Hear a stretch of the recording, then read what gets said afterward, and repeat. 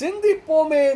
1877 வாழ்த்திய வாய் சுகபந்தால் அடைத்தனர். ஸ்ரீ அம்பலவான தேசிகர் விளக்குகிறார்.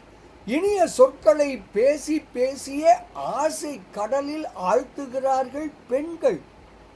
அந்த பெண்கள் தமது அங்கங்களான மார்பகங்களாகிய இருளாலும் தமது மயக்கும் பார்வையாலும் உன்னை தரிசித்த அடியேனது பார்வையை அடைத்தனர்.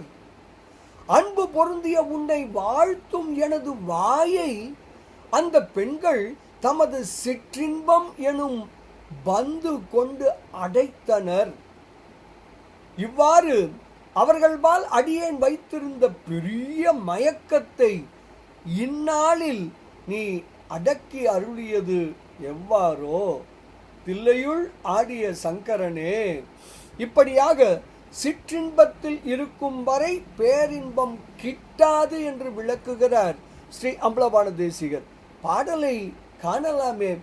ஆழ்த்திய சொல்லியர் அங்க பயோதர இருளால் ஊழ்த்திய நோக்கால் என் நோக்கை அடைத்தனர்.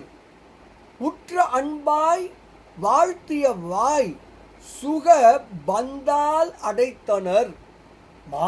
இருளை தாழ்த்தியவாறு என்கொல் தில்லையுள் ஆடிய சங்கரனே என்று ஸ்ரீ அம்பலவான தேசிகர் தாம் அருளி செய்த அதிசய மாலை எனும் அற்புத நூலின் 39வது திருப்பாடலில் மிக தெளிவாக விளக்குகிறார்.